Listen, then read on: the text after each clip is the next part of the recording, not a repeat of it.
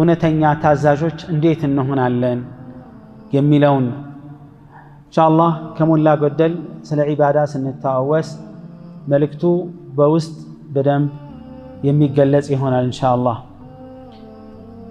ያው በመጀመሪያ ደረጃ አላህ Subhanahu Wa Ta'ala እንደሚታወቀው ሁላችንንም የፈጠረው ለታላቅ ዓላማ ነው። ለየት አድርጎ ትእዛዝ ተቀባይ የሆኑት የሰው ልጆችና ጅኖች በመሆናቸው የተነሳ ወማ ኸለቅቱ الجن والإنس إلا ليعبدون ይላል ሱብሓነሁ። ሰዎችንና አጋንንቶችን እኔን በብቸኝነት ሊገዙኝና ሊያመልኩኝ ቢሆን እንጂ አልፈጠርኳቸውም ይላል ጀለ ፊ ዑላህ። ይህ የሚያስረዳው ምንድነው? የተፈጠርንበት አይነተኛ ዓላማ አምልኮት ነው። ስለዚህ ሊያስጨንቀን ሊያሳስበን ሊያነጋግሩን ከሚገቡ ወሳኝ ርዕሶች መሃል ይህን የተፈጠርንበትን ዓላማ እንዴት እናሳካለን፣ በምን አይነት መልኩ ነው ትክክለኛ የአላህ ዐዘ ወጀል ባሪያ ሆነን የተፈጠርንበትን ዓላማ ግብ መምታትና ማሳካት የምንችለው የሚለው አሳሳቢ አርዕስት ሆኖ መወሳት አለበት። የተፈጠርንበት ታላቁና የጎላው ዓላማ በመሆኑ የተነሳ ነው። ለመሆኑ ዒባዳ ምንድነው? የዒባዳ አረዳዳችን ምን መምሰል አለበት የሚለውን በመቃኘት ለአርዕስታችን መነሻ የሆነውን ምላሽ እናገኛለን። ዒባዳ በቋንቋ ደረጃ በአረበኛ ቋንቋ ነውና የተቀመጠው ቃሉ መግራት መታዘዝ የሚለውን ማዕና ይይዛል። አረቦች በቋንቋዊ አገላለጻቸው ምን ይላሉ? هذا ሙዐበድ ይላሉ። ይህ መንገድ ተጠርጎ የተመታቸ የተደላደለ ለማለት ሲፈልጉ هذا طريق ሙዐበድ ይላሉ። ኢዘን ዒባዳ በቋንቋ ደረጃ በአረበኛ አገባብ መሰረት መደላደል፣ መመቻቸት፣ እጅ መስጠት፣ መንበርከክ የሚለውን ማዕና የሚይዝ ይሆናል። ሸርዐን እንደ ሸሪዓ አገላለጽ ስናይ መቼም ቋንቋዊና ሸሪዓዊ አገላለጽ ይመጋገባሉ እንጂ ፍጹም ሙሉ በሙሉ የተለያዩ ሆነው አይሄዱም። የአረበኛ መነሻ ስለሆነ ማለት ነው። ባይሆን በቋንቋ ደረጃ የሰፋውን ማዕና ሊገድብ ይችላል የሸሪዓዊ አገላለጽ። ለምሳሌ ሰላት በአረበኛ ቋንቋ ደረጃ ዱዓ ማለት ነው። ይሄ ደግሞ አጠቃላይ ብዙ ነገሮችን የሚያካትት ሲሆን ሸሪዓዊ ሰላት ስንል ደግሞ የሚታወቀው ስግደት ነው። አንድ ጉዳይን ነው የሚመለከተው። ዱዓ የሚል ማዕናም ይመጣል እንዳገባቡ ማለት ነው። ሌሎችም ልክ እንደዚሁ። ዘካት ለምሳሌ ነማእ ነው። የአንድ ነገር መበልጸግ ማደግን መበርከትን ያሳያል። ሸርዐንስ ከሆነ ንብረት የሆነ ጊዜ ሲደርስ የሚወሰድ የገንዘብ መጠን እንደማለት ነው። ከዛ ለሚገባቸው ይሰጣል። ወሃከዛ ጾምም ልክ እንደዚሁ። አንዳንዴ ደግሞ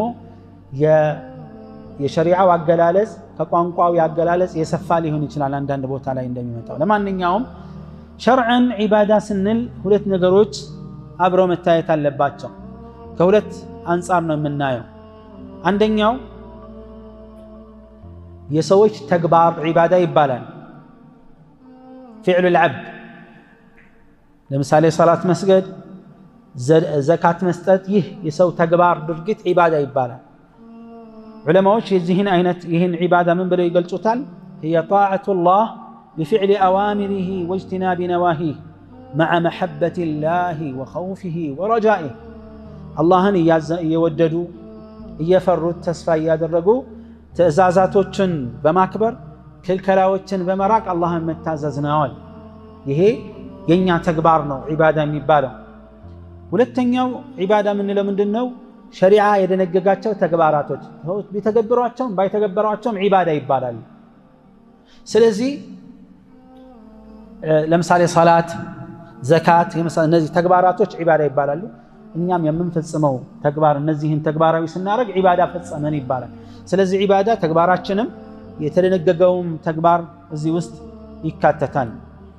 እነዚህ ትእዛዛቶች የሸሪዓ ትእዛዛት ይዘት አለው ታውቃላችሁ። አድርግና አታድርግ ትእዛዛት እንዲፈጸምና መከልከል አለ።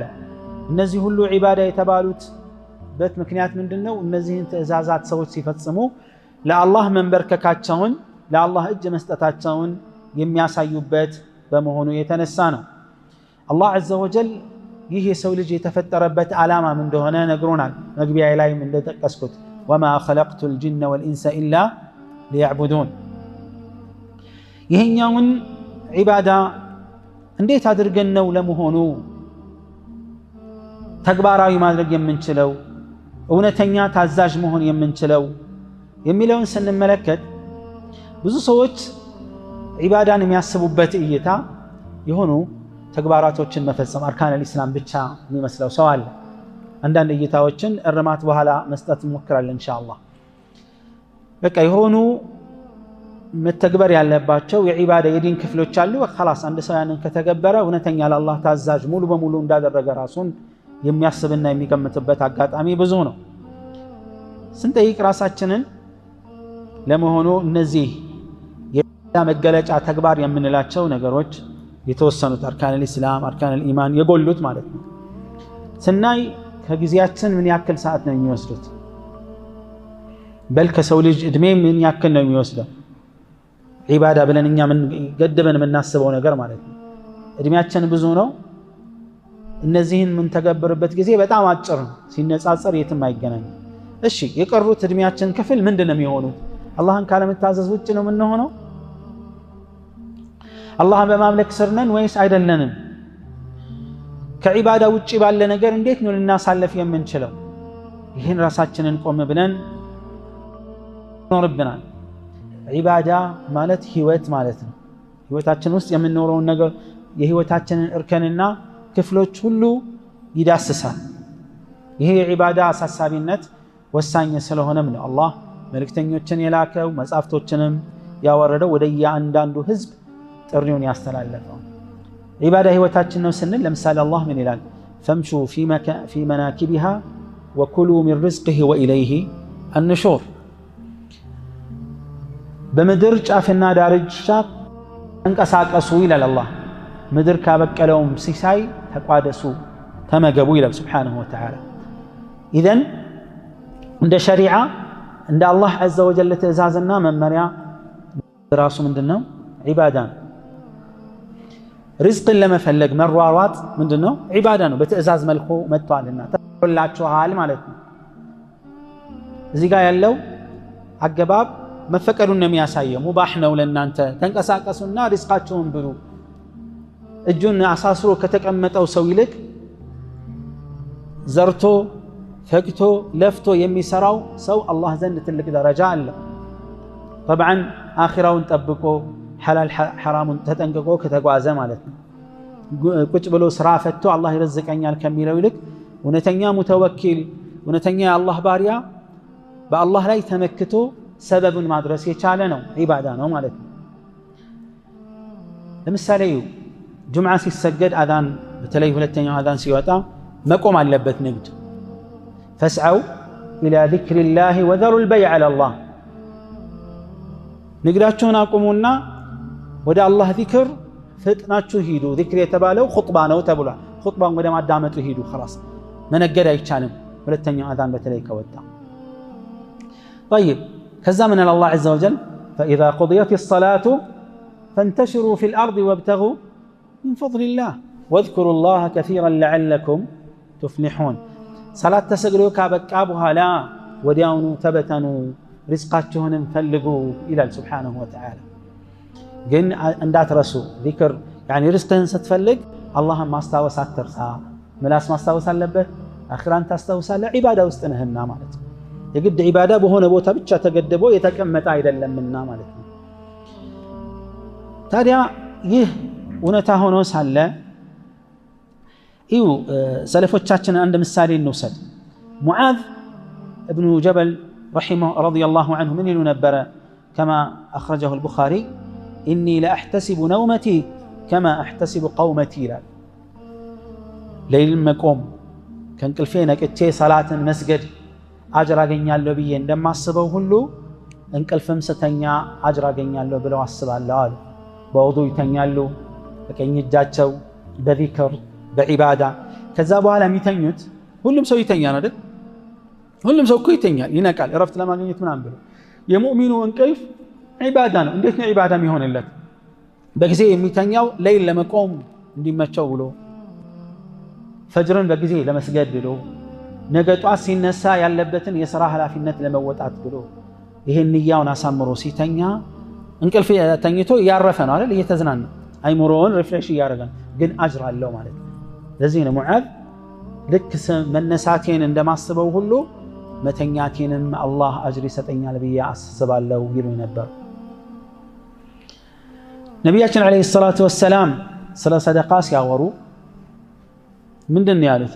ባለቤትህን እንኳን የምታጎርሰው ሰደቃ ነው አሉ። ከዛም አለፉና ስጋዊ ተራክቦ የሚደረገው ተቃራኒ ጾታ ከባለቤት ጋር የምታደርገው ግንኙነት ሰደቃ ነው። ወፊ በድዒ አሐዲኩም ሰደቃ። ሰሓበቱ ረሱሊላህ ሰለላሁ ዐለይሂ ወሰለም ገረማቸው። ያ ረሱለላህ አያእቲ አሐዱና ሸህወተህ፣ አንድ ሰው ስሜቱን አርክቶ ሲያበቃ አጅር ያገኛል እንዴ ያሏቸው። ይህን ጥያቄ በጥያቄ መለሱ። ስሜቱን በሐራም ቢያረካ ኑሮ ምን ነበር የሚሆነው? ሐራም ነው አይደል? ወንጀል ነው። ታዲያ በሐላል በማርካቱ እንዴት አጅር ያገኝም አሉ ዓለይሂ ሰላቱ ወሰላም። ኢዘን ዑቡድያ ሁሉንም የህይወታችንን ክፍል እንደሚዳስስ ያስረዳል፣ ያሳያል ማለት ነው። ግን ተመልከቱ፣ ይሄ ጥሪ ሲመጣ የሰው ልጅ የተፈጠረበት ዓላማ አላህን መገዛት ነው ብለናል። ይህን ዓላማ ለማሳካት ሁሉም በመላምት በፈለገው መንገድ መጓዝ እንዳይችል የተፈጠረበትን ዓላማ ማሳካት እንዲችል አላህ መልእክተኞችን ልኳል። ወለቀድ በዐስና ፊ ኩሊ ኡመትን ረሱላን አን ዕቡዱ ላህ ወጅተኒቡ ጣጉት። ወደ እያንዳንዱ ህዝቦች መልእክተኛን ልከናል አለ አላህ በተለያየ መልኩ። አላህን ተገዙ፣ ጣዖታትን ከአላህ ውጭ የሚመለከን ራቁ ተብለው። የሰዎች አቀባበል ግን ምን ነበረ? ፈሚንሁም መን ሀደ ላህ ወሚንሁም መን ሐቀት ዐለይህ አضላላ። ሁለት ክፍሎች አሉ። ሐቁን የተቀበሉ አሉ፣ እምቢ ብለው ያፈነገጡ አሉ። ሁወ አለዚ ኸለቀኩም ፈሚንኩም ካፊሩን ወሚንኩም ሙእሚን ወላሁ ቢማ ተዕመሉነ በሲር። ቀደምቶቻችን ሰለፎች ዘንድ ዒባዳ ማለት ቅድም እንዳሳለፍ ነው ህይወታቸውን ሙሉ አላህን ዐዘ ወጀል በማውሳት እንቅስቃሴያቸውን በአላህ ትእዛዝ ስር በማሳደር መጓዝ ማለት ነው። የአላህን ትእዛዛት ማወቅ፣ ክልከላዎችን ማወቅ።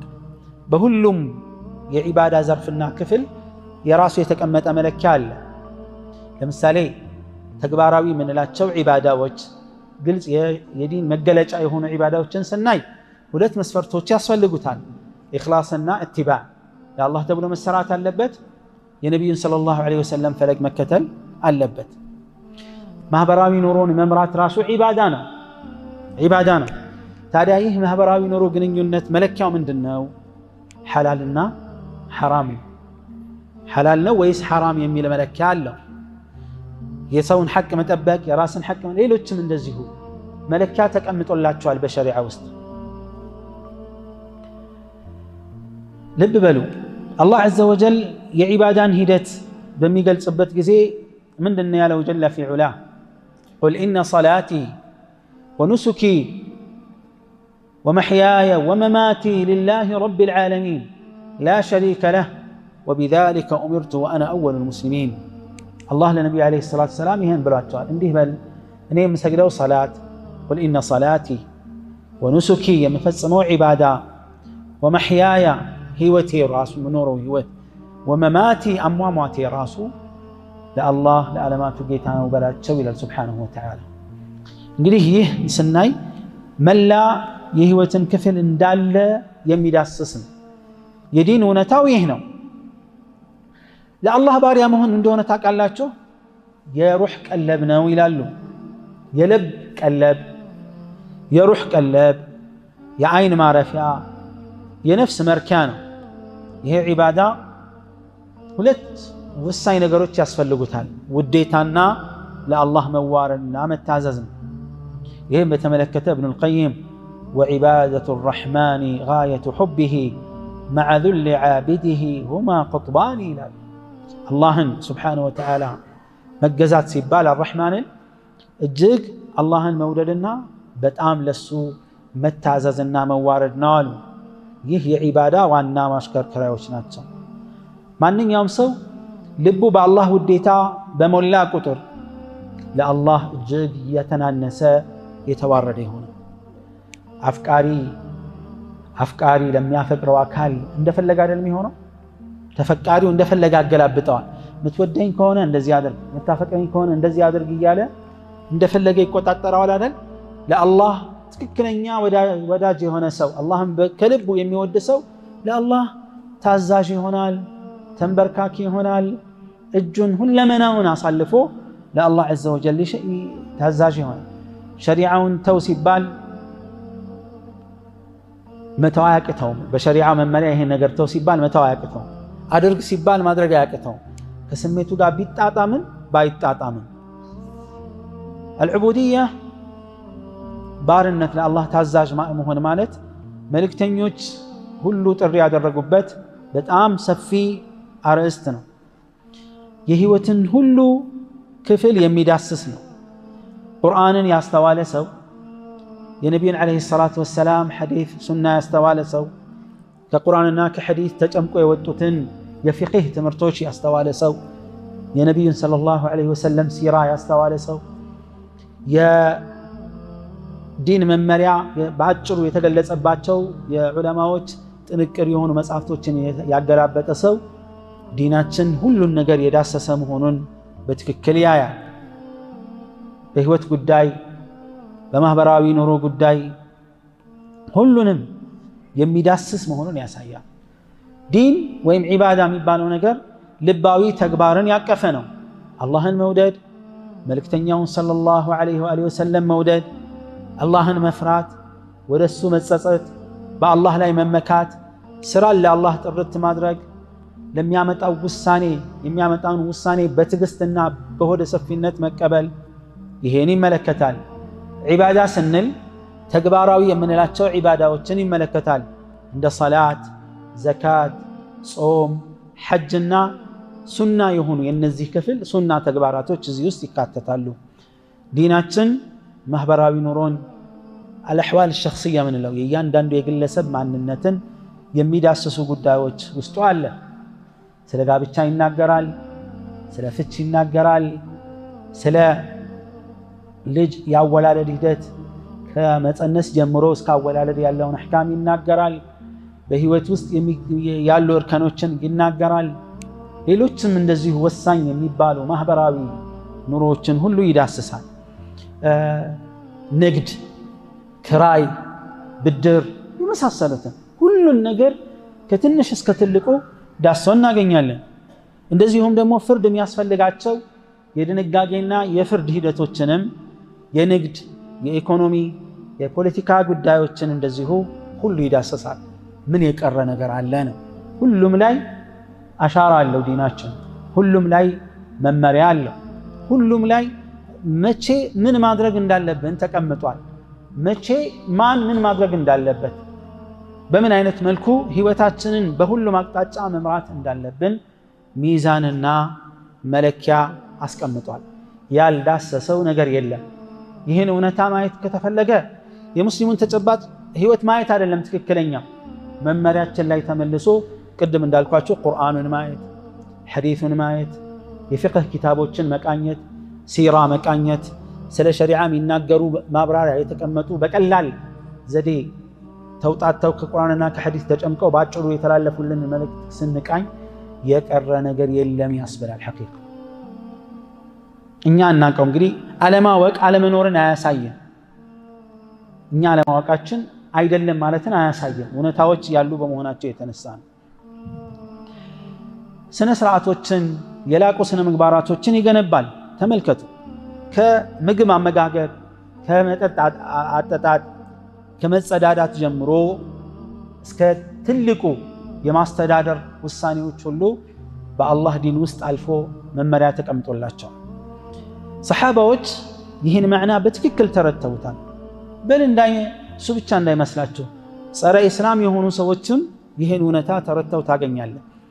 ለምሳሌ في صحيح مسلم رحمة الله عليه من حديث سلمان رضي الله عنه وأرضاه سلمان الفارسي من قالوا قال لنا المشركون مشركوች አንድ ጊዜ እንዲህ አሉናል إنا نرى صاحبكم يعلمكم حتى يعلمكم الخراءة أي قضاء الحاجة የእናንተ ሰው እኮ አሉናል የእናንተ ሰው እስከ መጸዳዳት ድረስ ያለውን እንደሚያስተምራችሁ እናውቃለን አሉ በአንድ በኩል ነቀፋ ነው በሌላ በኩል የሆነ እውነታ ነው የሚናገሩት ለማጣጣልም ጭምር ፈልገው እንኳን ሊሸመቀቁ ይግሩና ሰሃባዎች ምን አሉ فقال أجل ልክ ብለሃል አሉ نهانا أن يستنجي أحدنا بيمينه أو يستقبل القبلة ونهى عن الروث والعظام وقال لا يستنجي أحدكم بدون 3 أحجار أو كما قال أو لك بلهل نبياتنا صلى الله عليه وسلم سلمت صداجا እንኳን ያለ ህግ ነግረውናል አንድ ሰው በቀኝ እጁ እንዳይጸዳዳ ከልክለዋል መጸዳዳትን ከልክለዋል ለመጸዳዳት ሲቀመጥ ወደ ቂብላ ፊቱን አዙሮ መጸዳዳትን ከልክለዋል በአንዳንድ ዘገባዎች ላይ ጀርባ መስጠትም በአጥንትና በፋንድያ መጸዳዳትን ሰው ከውሃ ውጭ ባለ መጸዳዳት ሲፈልግ ከ3 ድንጋይ በታች መሆን የለበትም ብለው አስተምረውናል አለ ተመልከቱ እነዚህ ለማጣጣልና ለመንቀፍ ቢያመጡም ያው ይሄ ሁሉ ሥርዓት ተቀምጦለታል ዲናቸው ምንም እንኳን አንዳንዶቹ ወደፊት ማለፍ ብለን የምንጠቅሳቸው ነገሮች አሉ በሌሎቹ ይደመሙና እዩ አንዳንድ ጊዜ ምን ችግር አለ መሰላችሁ ወርቅ ትይዝና አንተ ብረት የያዘው ስለ ብረቱ በድፍረት በጣም በጥንካሬ ሲያወራ ካንተ ወርቅ እንደሚበልጥ ሲያወራ ወርቁን ጨርቅ ታረገውና እውነቱ ይበልጠኛል የኔ ወርቅ ደግሞ ብለህ ስትወረውረው መጥቶ ያነሳው በምዕራባውያን ወይም ደግሞ ሙስሊም ባልሆኑ አካሎች እስላሞች በሆኑ አካሎች ላይ በሆነ ነገር ሲመሰጥ አንድ ሰው ዲኑን አቅሎ ይመለከታል እሱ ጋር ያለው ነገር ይረክስበታል ስለዚህ ከነሱ ሚዛን አንፃር ስለሚያየው በዲኑ ላይ በዲናችን ብዙዎቻችን ከመደሰት ከመኩራት ከመተማመን ይልቅ መሸማቀቁ መፍራቱ ይበዛል እነሱ ጥሩ ካሉት እኛ ጥሩ እንለዋለን እነሱ መጥፎ ነው ካሉ መጥፎ እንለዋለን መለኪያችን እነሱ ሆኖ ማለት ነው መሆን ያለበት እኮ ይሄ አይደለም እኔና አንተ ያዝነው እንደ እስላም ያዝነው የማንን መመሪያ ነው የአላህ Subhanahu Wa Ta'ala ነው عالم الغيب والشهاده الحكيم اللطيف الخبير يدنققون እንጂ ነብያችን አለይሂ ሰላቱ ሰላም የደነገጉት አይደለም አይደል ወይም የሆነ ነብይ ወይም ጅብሪል አለይሂ ሰላም አይደለም የማን ደነጋጌ ነው ያአላህ ነው አለቀ خلاص ከሰው ሁሉ መልከታ እይታ የሚበልጥ ፍጹም ሊወዳደር እንደማይችል ማብቂያ ነጥብ ነው خلاص አለቀ ከዚህ ውጪ ማንንም ሰው የተሻለ አመጣለው ሊል አይችልም አላ يعلم من خلق وهو اللطيف الخبير ከአላህ የበለጠ ማን ሊያቅ ይችላል አለ የለም በሰው ጭንቅላት ከሆነው ያንዱን ጭንቅላት ከሌላው ጭንቅላት ጋር እናወዳደራለን ችግር የለውም የነቢያቶች ጭንቅላት መልከታ ከማንም ጋር ባይወዳደርም እንኳን ማለት ነው ምክንያቱም በወህይ የተደገመ ስለሆነ ማለት ነው ግን አው የነሱ የግል አስተያየት ብቻ ቢሆን አይ የተሻለ የለም እስቲ የማን አቅል ይበልጣል የማን እውነታ ያሳምናል ብለን ልንል እንችላለን ግን የመጣው ከአላህ ዘንድ ከሆነስ አማራጭ አለ የለም የሰው አቅል ያንን በትክክል መገንዘብ እንጂ በሱ ላይ መፈላሰፍ አይችልም መመራመር አይችልም እውነት ነው ውሸት ነው ብሎ ቼክ አፕ ማድረግ አይችልም የመጣውን እውነታ በትክክል መረዳት ነው መቻል ያለበት ሰው እኮ የአላህን ሁክም ተውሲለህ የሚያመጣልህ አማራጭ የሌላ አምላክ ሁክም መሰለህ እንዴ የራሱን የግል ፍርድ ነው የግል አስተያየት ነው ተቀበለኝ ሚለ እንዴ ሊሆን ይችላል አንተ ከኔ አስተያየት በምን በለጥ አንተስ የኔን አስተያየት ለምንድን ነው ማትቀበለው ምን ስለሆንክ ነው አንተ ምሁራኖች ነፍናቸው አንተ ብቻ አይደለህም አዋቂዎች ብዙ ናቸው የኑሮ ተሞክሮ ያለው መቼም በህይወታችን ውስጥ የኑሮ ተሞክሮ ያለው ጥቂት ሰው ብቻ አይሆንም መቼም አይደል ሁሉም እንደ እድሜው እንደ አቅሙ የሆነ ተሞክሮ አለው የኔ ተሞክሮ ካንተ ያንተ ተሞክሮ ከኔ ሊለይ ይችላል የኔ ተሞክሮ ባንተ ላይ ፈርድ ማስገደድ ያንተን ተሞክሮ ደግሞ እኔን ማስገደድ እኔ በእኔ ተሞክሮ ላይ መሄድ አለብህ ልል አልችልም የአላህ عز وجل ሸርዕ እንደዚህ ነው ምን ሸማቀቅበት አይደለም ማንንም ያለውን ይበል እሱም ያመጣል የአላህን ሸሪዓ የሚነቅፉ ሰዎች የሚያመጡት የራሳቸውን የግል ስሜት ሰው ወለድ አስተያየት እንጂ ትክክለኛ መሰረት ያንን የሚደራደር ወይም የሚፈታተን የሚወዳደር መመሪያ አምጥተው አይደለም። ስለዚህ ሰው ባመጣው መመሪያ በአላህ መመሪያ ልንሸማቀቅ አንችልም። እኛ መመሪያችን ከአላህ ነው። خالق الارض والسماء የመጣ ነው። ያንተ የሌላው መለኪያ ግን ከራሱ የግል ስሜት ፍላጎት ካለው ማህበረሰብ ተጨባጭ የራሱን ጥቅም ለማስከበር በሚያደርገው ጥረት ስለሆነ ግድ የለንም አያስፈልገንም ማለት ነው። እዩ እነ ሰልማን አልፋሪሲ ረዲየላሁ ዐንሁም ወአርዳሁም ጀሚዓን ሰሓባዎችን ለማሸማቀቅ ነው ሙሽሪኮች የተናገሩት። ግን ተሸማቀቁ? ላ በኮንፊደንስ ያንን ነገር አወሩ። ዛሬ ብዙ ሰዎች እስላምን ሲተቹ እናያለን። የሚተቹት ከምን አንጻር ነው ጥያቄ። ትችቱ ልክ ነው አይደለም የሚለውን ለመገምገም መነሻህ ምንድነው? ማነጻጸሪያ። ይሄ ልክ አይደለም ስትል ምንድነው መነሻ? የሰው ልጅ አስተያየት ከሆነ ያንተን አስተያየት አንፈልግም፣ አንተ ካንተ አስተያየት በታች ነውና የምትኖር። ተውት ለአላህ መመሪያ ይቅርና እኛ ምናምንበት የሆነ አቋም ይኖራል አይደል? ይሄ ነገር ልክ ነው ብለን ከራሳችን ተነስተን ሁልጊዜ ያንን ነገር እንኖራለን? አንኖርም። ብዙ ተጽዕኖዎች ስላሉብን ማለት ነው። طيب ሰሓበቱ ረሱልላህ ሰለላሁ ዐለይሂ ወሰለም ሲራ ስንመለከት በሁሉም የህይወታቸው ክፍል ከረሱል ዐለይሂ ሰላቱ ወሰላም ጋር እየመጡ ቼክ የሚያደርጓቸው ብዙ ነገሮች አሉ። በተለያዩ ጉዳዮች ላይ እጃቸውን ሙሉ በሙሉ ለአላህና ለመልእክተኛው ከመስጠታቸው የተነሳ እያንዳንዱ ጉዳይ ላይ የአላህና የመልእክተኛው መመሪያ ይጠይቃሉ፣ ይጠብቃሉ። በዚህ ጉዳይ ላይ ምን ተብለው ይሁን ይሁ ለሸሪዓ የነበራቸውን ታዛዥነት። ለምሳሌ ረሱል ዐለይሂ ሰላቱ ወሰላም ሐጀተል ወዳዕ የመሰናበቻው ሐጅ ላይ ብዙ ንግግሮችን አድርገዋል። ካረጉት ንግግር አንዱ አዩ የውሚን ሃዛ አሉ። ይሄ ቀን መቼ እንደሆነ ታውቃላችሁ? አዩ ሻህሪን ሃዛ፣ አዩ በለዲን ሃዛ፣ አዩ የውሚን ሃዛ። የታወቀ እኮ ነው። አገሩም የታወቀ ነው፣ ወሩም የታወቀ ነው፣ ቀኑም የታወቀ ነው። ሰሓበቱ ረሱልላህ ሰለላሁ ዐለይሂ ወሰለም የሚያውቁትን መናገር አልፈለጉም። ለየት ያለ ድንጋጌ መጥቶ ይሁን በሚል ዝም ነው ያሉት። አላህ ወረሱሉሁ አዕለም እያሉ ታዛዥነታቸውን አሳዩ። የሙሐረም ወር አይደል? ዙልሕጃ አይደል? አዎ። አላህ ያከበረው መካ አይደል? ይሄ አሉ። አዎ። ይሄ ዓረፋ አይደል? አዎ። ሁሉንም አዎ አሉ። ከዛ ማብራሪያውን ቀጠሉ ረሱል ዐለይሂ ሰላቱ ወሰላም። ይሁ ሰሓባዎች የሚያውቁትንም ነገር አሁን ሲጠይቁ ረሱል የሆነ መመሪያ ሊያመጡ ነው በሚል ደረጃ የሚያውቁትንም እንኳን ዝም ነው ያሉት፣ ለታዛዥነታቸው ሙሉ ፍቃደኝነታቸውን ለማሳየት ማለት ነው። ስለዚህ እያንዳንዱን ነገር ሲያደርጉ ተግባራዊ ማስረጃ ይፈልጋሉ። ዑመር ብን ኸጣብ ረዲየላሁ ዐንሁ ወአርዳህ አንድ ጊዜ አቡ ሙሳ አልአሽዓሪ ረዲየላሁ ዐንሁ ወአርዳህ መጡና 3 ጊዜ ያስፈቀዷቸውና ሄዱ። ሲወጡ ዑመር ብን ኸጣብ ረዲየላሁ ዐንሁ አቡ ሙሳ አልአሽዓሪ ሄዱና ና ተመለስ አላቸው። ከዛ ለምን መጣህ ለምን ሄድክ? አይ ረሱል ዐለይሂ ሰላቱ ወሰላም አንድ ጊዜ ሰው 3 ጊዜ ካስፈቀደ መልስ ካልሰጠ ሂዱ ብለዋል። ይሄን ለማለታቸው ማረጋገጫ ምስክር ካላመጣህ አለቅህም አላቸው። አቡ ሙሳ አልአሽዓሪን ተጠራጥረው ነው አይደለም። ግን ያቸው ለአላህና መልእክተኛው ታዛዥነት ምን ያክል ጠንካራ አረጋግጠው ተግባራዊ ለማድረግ ፈልገው አቡ ሙሳ አልአሽዓሪ በእድሜ ትንሽ የሆኑትን ሰሓባዎች መርጠው ምስክር አድርገው አቀረቡ። እንደዚህ ከሆነ ትቻለሁ።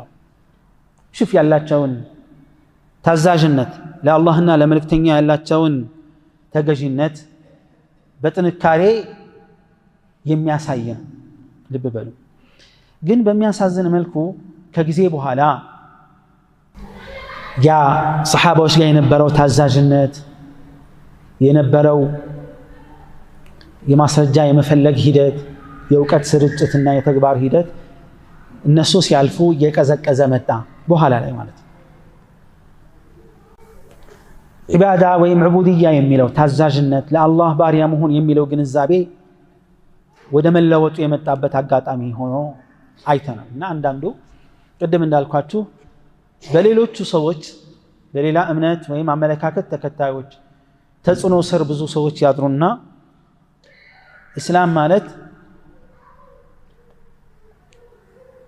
በቃ ዒባዳ የሚባለው የተወሰነ ነገሩን ብቻ ይመለከተኛል ብሎ ያስባል። አንዳንድ ልባዊ ተግባሮችና አንዳንድ በተግባር የሚፈጸሙ ዒባዳዎችን ብቻ መፈጸም ይበቃኛል ይላል። አንዳንዱ ደግሞ በሚያሳዝን መልኩ ከዛ ይወጣና ለአላህ ብቻ የሚገባውን ትክክለኛ አምልኮት ለሌላ አካል ሲያበረክት እናያለን። የአላህ ወዳጆች ናቸው፣ በእኛና በአላህ መሃል የሚያገናኙ ናቸው፣ ያቀራርቡናል ወይም የመሳሰሉትን እይታዎች በመቀበልና በማስተናገድ አንዳንዴም ከሌሎቹ በመቅናት ልክ ከሌሎች እምነቶች ቀንቶ ዒባዳን ወይም ዲናዊ ለማድረግ መሞከር አዲስ ነገር አይደለም። طبعا በፊትም ያለን አንደኛው ሰሐቢ የምታስታውሱ ከሆነ የሆነ ሀገር ሄዱና ሲመለሱ አንድ ነገር አስተዋሉ። ሀገራቸው እዛ የሄዱበት ሀገር ለትላልቅ መሪዎችና አዋቂ ለሚባሉት ቀሳውስቶችና ትላልቅ መሪዎች ሰዎች ስጁድ ይወርዳሉ፣ እጅ በመንሳት ይጎነበሱላቸው ነበር። እነዚህ ሰሐቢ ነቢያችን አለይሂ ሰላቱ ሰላም ዘንድ መጡና ስጁድ መውረድ ፈለጉ። ለምንድን ነው አሏቸው። እንዴ ከእርሶ ያነሱ እርሶ ነብይ ነው፣ ግን ከእርሶ ያነሱ ሰዎች ባለስልጣናትና ትላልቅ አዋቂዎች ተብሎ ስጁድ ይወረድላቸዋልና እኔ የኛ ነብይ ከማን ያንሳሉ ብዬ ነው አላቸው። ምንድነው ያሉት ረሱል አለይሂ ሰላቱ ሰላም? ስጁድ ከተወረደ ለሳቸው ነው አይደል? ችግር የለውም እኔ ትልቅ ሰው ነኝ ያው አድርግልኝ በረካ ሁን ምናምን አይደለም ያሉት። ምንድነው ያሉት አለይሂ ሰላቱ ሰላም? በፍጹም አይሆንም። لو كنت آمرا أحدا أن يسجد لأحد የሆነ ሰው ለሆነ ሰው ስጁድ መውረድ አለበት ብዬ ባዝ ኖሮ እናንተ ለነብይ ሳይሆን ምንድነው ያሉት? ሚስትን ለባሏ ስጁድ እንድትወርድ አዝ ነበረ፣ ግን አይቻልም አለ። ተመልከቱ አለይሂ ሰላቱ ሰላም ሰው ለሰው ስጁድ መውረድ ከነበረበት ለነብይ ወረዱ አይደለም የሚባለው። ለማን ነው አሉ? ሚስት ለባሏ። ግን አይቻልም እንዲህ የሚባል ነገር ስለሌለ አይቻልም አሉ አለይሂ ሰላቱ ሰላም። እንዴት እንዳደረጉ ሰው በሌላው መመሰጥ የተለመደ ነገር ነው። እርማት መጥቷል ወሊላሂ الحمد ወልሚን እንጂ ሁሉም እኮ የራሱ የሚማርከው ነገር አለ እኮ የሚመስጠው ሌላውን ሲያይ የሚመሰጥበት ነገር አለ። እስላማዊ አድርጎ ለመጠምዘዝ አይቻልም።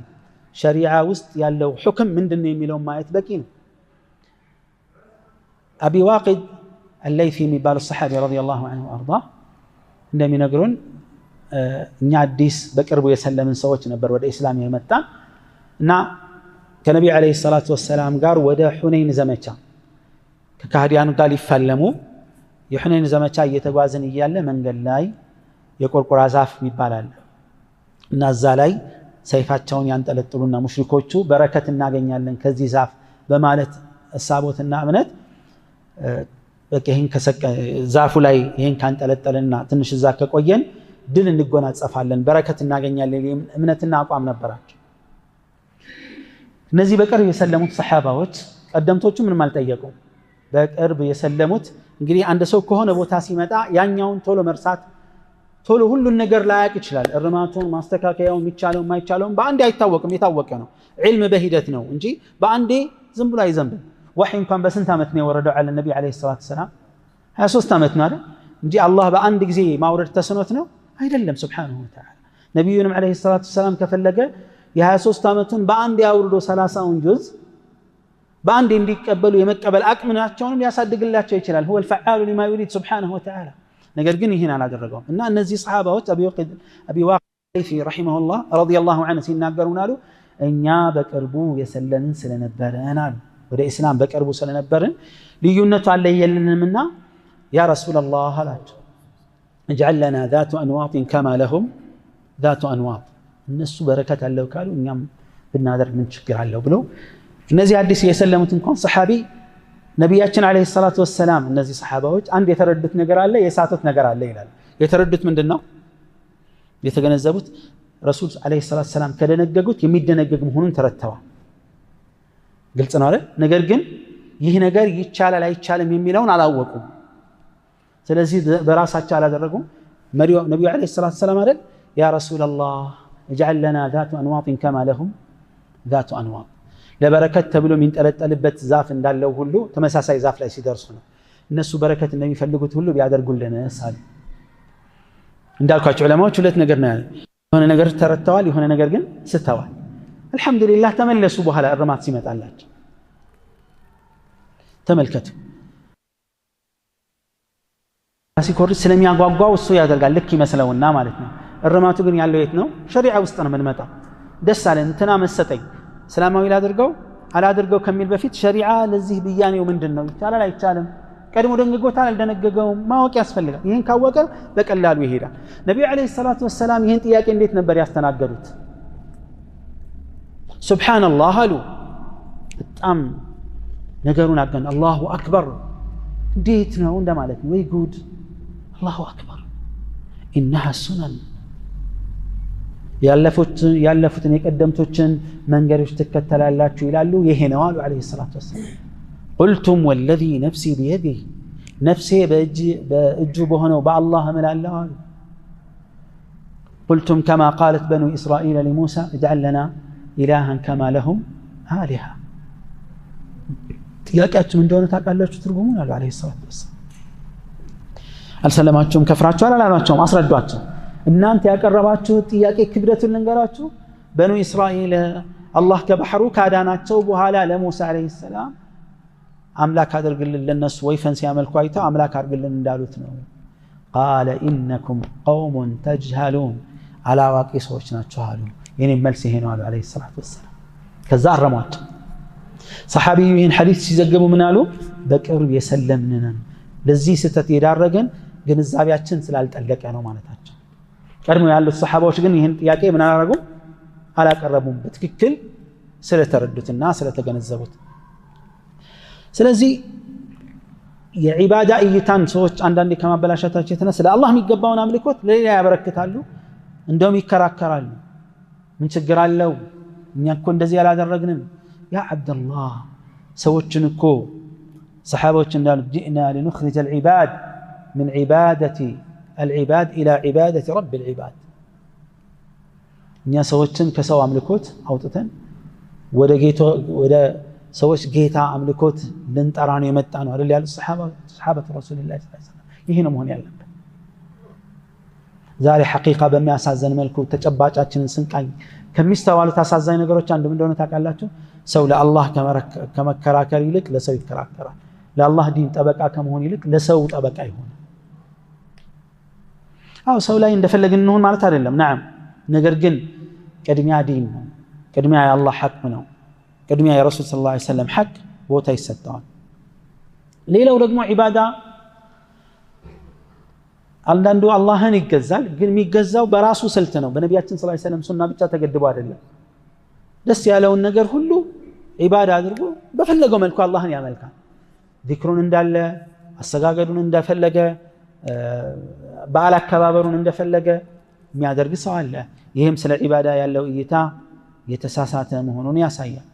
አላህ እንደዚህ ይላል፣ ወማ ኡሚሩ ኢላ ሊየዕቡዱ ላህ ሙኽሊሲነ ለሁ ዲን። ዒባዳ ለአላህ ብቻ መደረግ እንዳለበት ሲገልጽ ወዕቡዱ ላህ ወላ ትሽሪኩ ቢሂ ሸይአ ይላል። አላህን ለመውደድና ለማምለክ ትክክለኛው መለኪያ ካሉት መሰረታዊ መለኪያዎች አንዱ ማንን መውደድ ነው? ማንን መከተል ነው? ነቢዩን ዓለይሂ ሰላቱ ወሰላም። አየቱል ኢምቲሓን የመፈተኛ አንቀጽ በመባል ሰለፎች የሚጠቅሱት አያ አለ፣ ሁላችሁም ዘንድ የታወቀ ቁል ኢን ኩንቱም ትሕቡነ ላህ ፈተቢዑኒ ዩሕቢብኩም ላህ ወየግፊር ለኩም ዙኑበኩም። የሆኑ ሰዎች መጡና ለረሱል ዓለይሂ ሰላቱ ወሰላም አንዳንድ ዘገባዎች ላይ እንደመጣው አንተ ሙሐመድ ሆይ አሉ፣ እኛ አንተን መከተል አንፈልግም፣ ግን አላህን እንወዳለን። እንደ ልብ አይደለም። አላህ ዐዘ ወጀል መለኪያ አስቀመጠ። ቁል እንዲህ በላቸው ኢን ኩንቱም ትሕቡነ ላህ፣ እውነት አላህን የምትወዱ ከሆነ መለኪያው ምንድን ነው? ወሬ አይደለም አይደል? ፈተቢዑኒ ኸላስ። አላህ መለኪያ አስቀምጧል። ያንን መለኪያ ያንን በዛ መንገድ ማለፍ ካልቻላችሁ አላህን ወደናል የሚለው ውሸት ነው። መስመሩን ከጠበቃችሁ ግን መውደድ አይደለም ዋናው አይደል? ሰዎች አላህን ምን ወደው ለምንድን ነው? እንዲወደድ ነው አይደል? ዋናው እኛ ግዴታችን አላህን መውደድ ነው። ምን ፈልገው ከዚህ ጀርባ ምንድነው? የአላህን ውዴታ ማግኘት ነው አይደል? ፈተቢዑኒ ዩሕቢብኩም ላህ፣ ውጤቱ ይሳካላችኋል ማለት ውዴታችሁ ታርጌት ይመታል። ወየግፊር ለኩም ዙኑበኩም፣ ካሰባችሁትም በላይ ገፉር ረሒም። ነቢያችን ዓለይሂ ሰላቱ ወሰላም ምን አሉ? ዒባዳ ለአላህ ብቻ በሳቸው መንገድ መፈጸሙን ሲናገሩ መን አሕደተ ፊ አምሪና ሃዛ ማ ለይሰ ሚንሁ ፈሁወ ረድ። በእኛ መመሪያ በእኛ ዲን ውስጥ አዲስ ነገርን ያመጣ በሱ ላይ ተመላሽ ይሆናል አለ። ተመላሽ ብቻ እንዳይመስላችሁ ከየት አመጣው ተብሎ ይጠየቃል። ماذا أجبتم المرسلين الله يوم القيامة كم يقربوا ጥያቄ አንዱ ماذا كنتم تعبدون وماذا أجبتم المرسلين ምን ነበር ስታመልኩ የነበራችሁ ለመልእክተኞቼ የሰጣችኋቸው ተግባራዊ ምላሽ ምንድነው?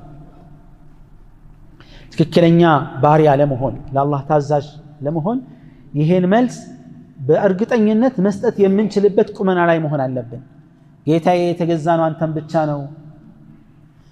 ያ አላህ ለመልእክተኞችህ የሰጠነው ምላሽ ሰሚዕና ወአጣዕና غفرانك ربنا وإليك المصير ሰምተን ታዘናል ብለናል። በዚህ ነበር ያስተናገድናቸው። يوم القيامة ታውቃላችሁ ቀብር ላይ ለሚነሱት ጥያቄዎች من ربك وما دينك ومن نبيك መልስ የሚሰጠው ምንድነው ታውቃላችሁ? ተግባራችን ነው መልስ የሚሰጠው።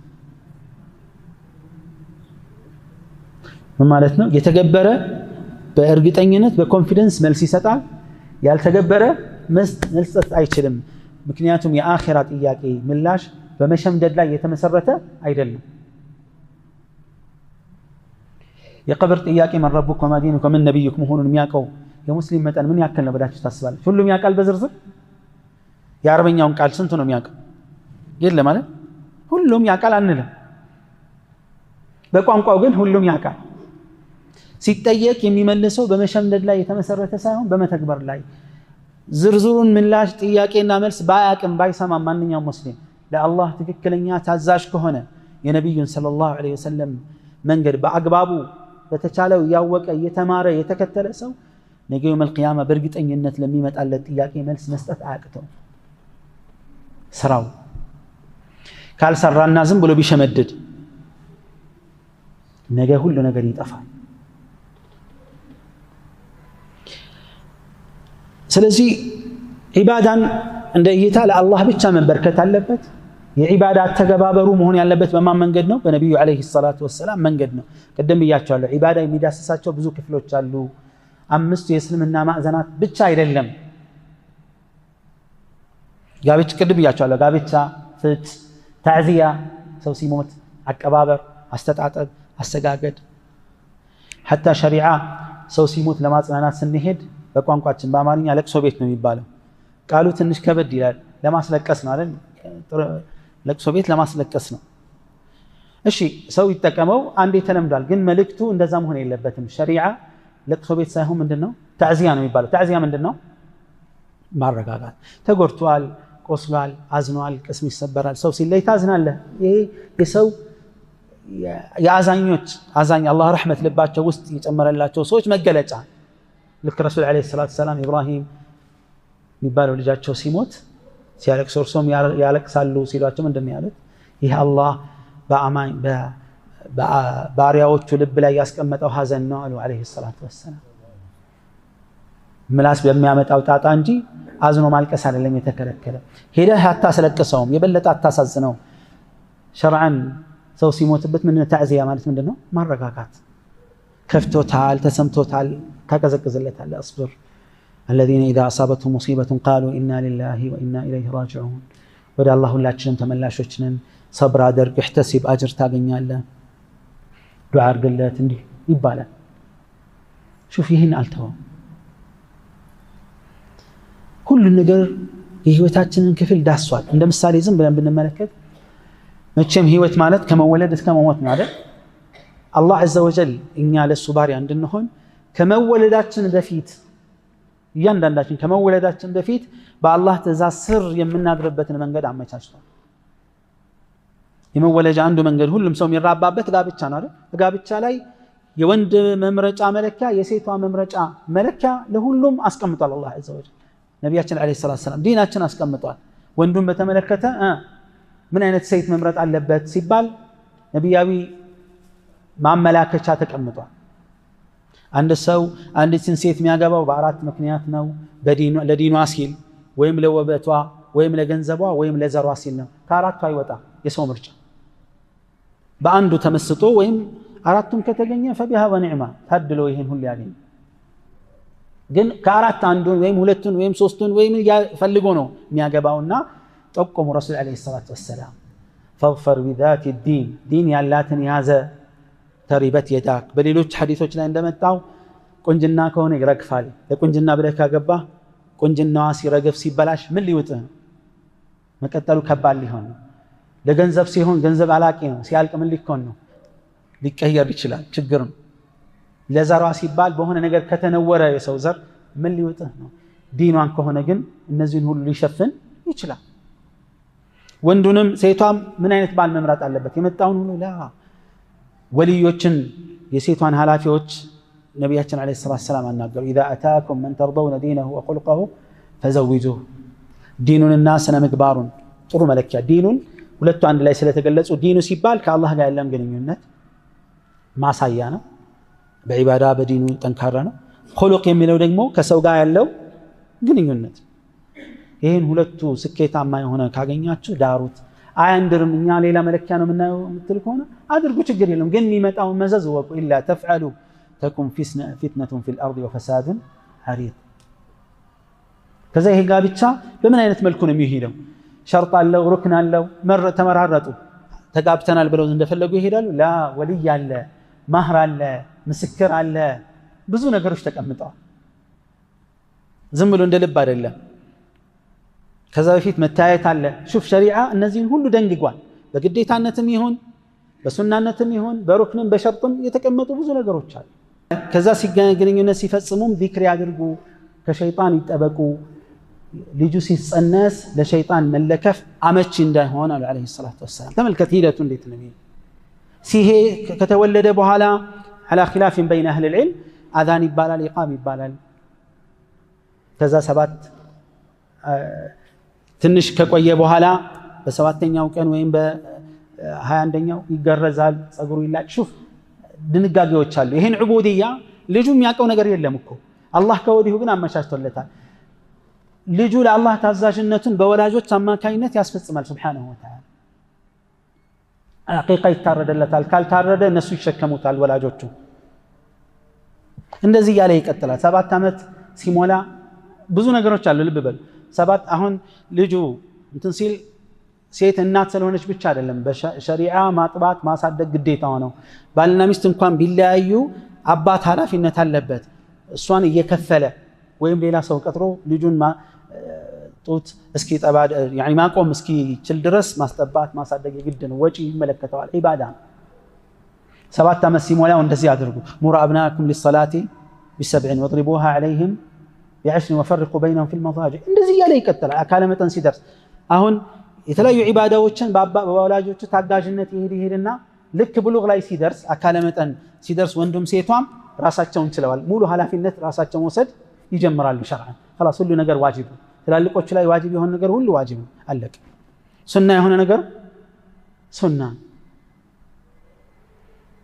በሆነ ሰዓት ይቀያየራል خلاص ምንም ችግር ያልነበረው ነገር ችግር ይኖር ወዲያው ብሉግ ላይ ሲገቡ ሁሉ ነገር ይቀየራል ኢባዳ እንደዚህ ይሄ ብቻ እንዳይመስላችሁ በኑሮ ሂደት ውስጥ መብላት መጠጣት አለ አይደል ሐላል መሆን አለበት ከሐራም መራቅ አለበት ያ ሁሉ ህግ አለ ሂደት ስትቀጠር ስራ ሐላል መሆን አለበት ከሐራም መራቅ አለበት ኃላፊነትን መወጣት አለበት ህይወታችን ውስጥ ያለው ሂደት እንዳለ ይቀጥላል እስከ ሞት ድረስ ተመልከት የኢባዳን ሂደት አይታችሁ ከሆነ በልጅነታችን ለአላህ ታዛዥነታችንን አላህ የሚያመቻችንን በወላጆች አማካኝነት ነው ብያቸዋለሁ አይደል እነሱ ላይ ግዴታ ተወዳጅም ያደረገ ለኛ በሚያደርጉት ግልጋሎት አላህን ይገዛል አካለ መጠን ስንደርስ ሙሉ ኃላፊነቱን እኛ እንወስድና እንቀጥላለን ልጅ ስንወልድ የልጆቻችንን ኃላፊነት እንወስዳለን ስንሞት በህይወት ያሉ ሰዎች እኛን ለኛ በሚያደርጓቸው ግልጋሎቶች አላህን ይገዛሉ ምን ግዴታ ሐቅ አለባቸው ሲሞት ጀናዛውን ማጠብ መቼም የሞተ ሰው ተነስቶ ራሱን አያጥብም ማለት በማን ላይ ዋጅብ ነው በህይወት ያሉ ሰዎች የሞተውን ሰው ሐቅ በመወጣት አላህን ይገዛሉ ለአላህ ሲሉ ነው የሚያደርጉት ሲሞት የሆነ ዘመድህን ላያጥብልህ ይችላል አንተ ግን ማጠብ ግዴታ ነው خلاص አጸፋዊ ምላሽ አይደለም ትከፍነዋለህ እዳ ካለ ትከፍላለህ ከዛ ይሰገድበታል ከዛ ይቀበራል ከፈና ከፋፈን የራሱ ሸሪዓ ያስቀመጠው ነገር አለ خلاص ከህይወት እስከ ሞት ያ በአላህ ትእዛዝ ስር ተገዢዎች ሆነን እንድንጓዝ ያደርጋል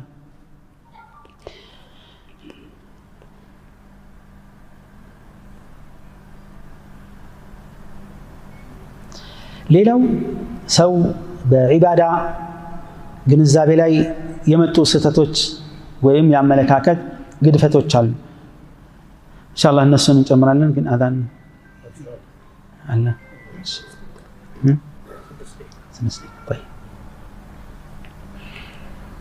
ሰዎች አላህን በመገዛት ረገድ ከሚሳሳቱባቸው ግንዛቤዎች መካከል ኢባዳ ብለው የሚያስቡት ከሆነ ጊዜ ጀምሮ የመጣ አመለካከት ነው የዕልመና ወይም የዕልማንያ የሴኩላሪዝም አመለካከት ከሚያሳየው ነገር አንዱ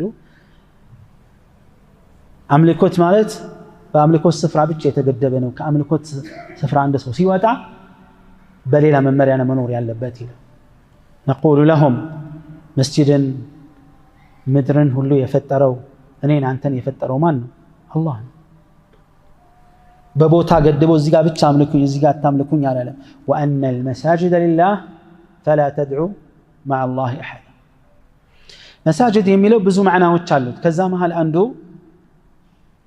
የስጁድ አካላት ማለት ነው አዕضاء السجود የማን ናቸው የአላህ ናቸው በእነዚህ አካል ከአላህ ውጪ ማንንም አትገዙ አካላችን የአላህ ነው Subhanahu Wa Ta'ala مساجد ወይም مكان العباده ማለት የኢባዳ ቦታዎች ሁሉ የማን ናቸው የአላህ ናቸው ከአላህ ውጪ ማንንም አትገዙባቸው مساجد ጊዜንም ይመለከታል ይላል ظرف ዘማንን ያመለክታል አምልኮት የሚፈጸምባቸው ጊዜያቶች ሁሉ የማን ናቸው የአላህ ናቸው ከአላህ ውጪ ማንንም ልታመልኩ አትችሉም በዚህ ጊዜ ውስጥ የመስጂድን ቦታ ለኢባዳ ብቻ የተዘጋጀ ቦታ መስጂድ ይባላል ጊዜ ቦታ አካላችን ሁሉ የማን ናቸው የአላህ ናቸው ከአላህ ውጪ ያለን አካል መገዛት አይቻልም ስለዚህ ከአላህ ውጪ ያለን አካል መገዛት ከፈለገ ምን ያድርግ አካሉን ሌላ የፈጠረለት አካል ካለ ከዛ ጋር ያንን ያምልክ ግን ከአላህ ምድር ላይ ወጥቶ መሆን አለበት አላህ ከሰጠው ጊዜ ውጪ መሆን አለበት ሚችል ሰው አለ አሐድ السلف አንዱ መጣና ምከሩኝ አላቸው እንደው ነፍሴ አስቸግራኛለች ነፍስህ እንደዚህ በላት አሉት የአላህን ጸጋ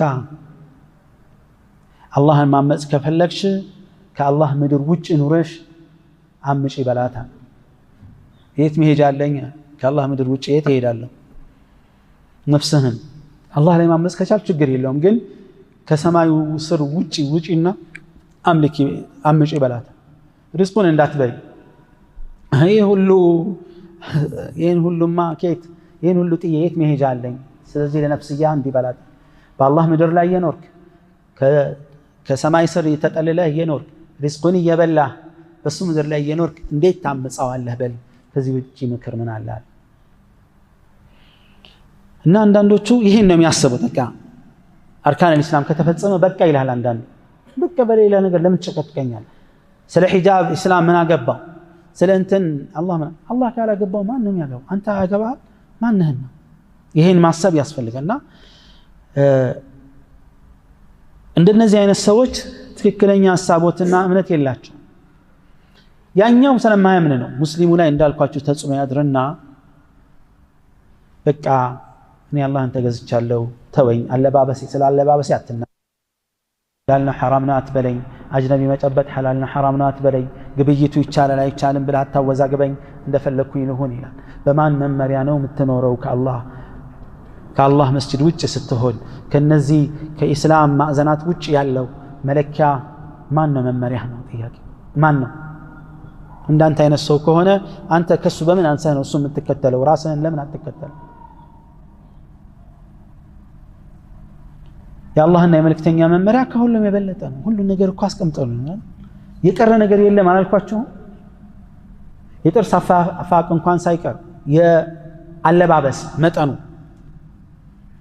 ሴቶች ያስረዝሙ ወንዶች ያሳጥሩ የማን ትእዛዝ ነው ነብያችን አለይሂ ሰላም ህይወትን ይመለከታል በጣም አይነተኛ መንገድ ነው ምንም አማራጭ የለው ሁሉም ነገር ሐላሉን ሐራሙን ግዴታውን ማንኛው ነገር የደነገጉት እነሱ ናቸው አንዳንዱ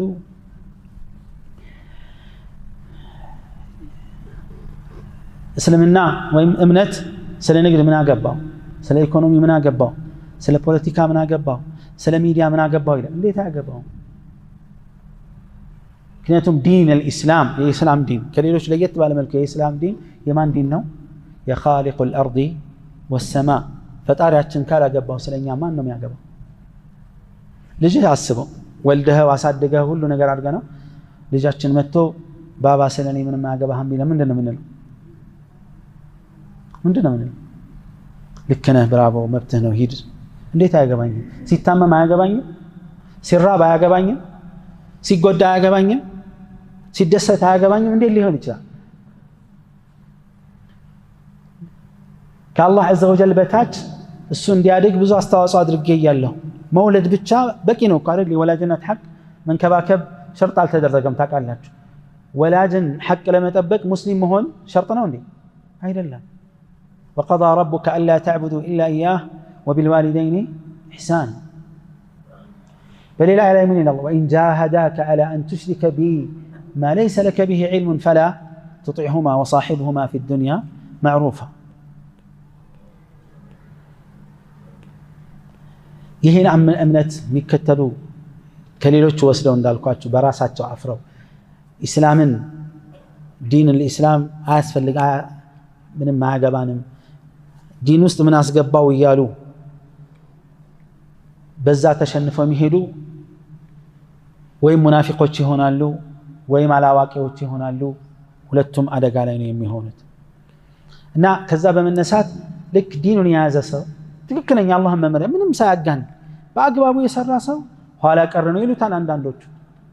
ስለዚህ እኛም ኋላ ቀር ነው ላለመባል እንደውም አንዳንዱ የእስላማዊ ቃልን መጠቀም ያፍራል። ዱዓ ከማለት ይልቅ ጸሎት፣ ሰላት ከማለት ይልቅ ስግደት፣ ዘካት ከማለት ይልቅ ሸሪዓዊ ቃላቶች ናቸው። ምንም ችግር የለም። ሰደቃ ከማለት ይልቅ ምጽዋት፣ አላህ ከማለት ይልቅ ፈጣሪ ጌታ ምናምን ይጠቀማል። በኩፍር ላይ ያለው ግን አያፍርም። በግልጽ የኩፍርን ቃል ሲናገር ግድ የለውም። በአላህ ዲን አለመተማመን ይሄን ነው ያሰ ዑቡድያ ሲባል በቃ ሙስሊም በመሆናችን ደስተኛ መሆን መቻል ማለት ነው። ለአላህና ለመልእክተኛው ታዛዥነታችንን ግልጽ ማድረግ። አክራሪ ወይም አሸባሪ ምናምን ሲባል ይሸማቀቃል። ምንድነው መለኪያው? አጥፍቶ አሸብሮ ከሆነ ልክ ነው ማንም ይሆን ማን። አክርሮ ከሆነ በሸሪዓ ሚዛን ልክ ነው ማክረር ሊባል ይችላል። ግን አንተ ሰላትን ስለሰገድክ እኔ ለአላህ እታዘዛለሁ የሰው ትእዛዝን አልፈልግም ስሜቴን አልከተልም ሲባል የሆነ ነገር ሲሰጥ ሚሸማቀቅ ከሆነ ለአላህ ትክክለኛ ታዛዥና ባሪያ መሆን አልቻለም ማለት ነው። ነቢያችንን እኮ አላህ عز وجل ምንድን ያላቸው? فاستمسك بالذي أوحي إليك إنك على صراط مستقيم። የወረደልህን መልእክት አጥብቀህ ያዝ አላቸው አላህ።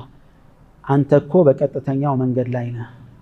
ሙስሊም እንደመሆናችን መጠን ለአላህ ባርነታችንን የምናሳየው በያዝነው ደስተኛ ስንሆን